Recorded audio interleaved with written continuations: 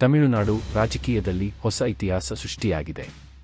ಕಳೆದ ಕೆಲವು ದಿನಗಳಿಂದ ಮನೆ ಮಾಡಿದ್ದ ತೀವ್ರ ಕುತೂಹಲ ಮತ್ತು ರಾಜಕೀಯ ಅನಿಶ್ಚಿತತೆಗೆ ಕೊನೆಗೂ ತೆರೆ ಬಿದ್ದಿದೆ. ತಮಿಳಗ ವೆಟ್ರಿ ಕಳಗಂ ಪಕ್ಷದ ಅಧ್ಯಕ್ಷ ಸಿ.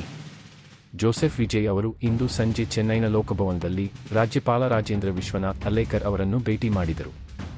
ರಾಜ್ಯದ ಅತಿದೊಡ್ಡ ಪಕ್ಷದ ನಾಯಕನಾಗಿ ಹೊರಹೊಮ್ಮಿರುವ ವಿಜಯ್ ಅಧಿಕೃತವಾಗಿ ಸರ್ಕಾರ ರಚಿಸಲು ಹಕ್ಕು ಮಂಡಿಸಿದ್ದಾರೆ. 234 ಸದಸ್ಯ ಬಲದ ತಮಿಳುನಾಡು ವಿಧಾನಸಭೆಯಲ್ಲಿ ಮ್ಯಾಜಿಕ್ ನಂಬರ್ ದಾಟಲು ಬೇಕಾದ 120 ಶಾಸಕರ ಬೆಂಬಲ ಪತ್ರವನ್ನು ವಿಜಯ್ ಅವರು ರಾಜ್ಯಪಾಲರಿಗೆ ಸಲ್ಲಿಸಿದ್ದಾರೆ.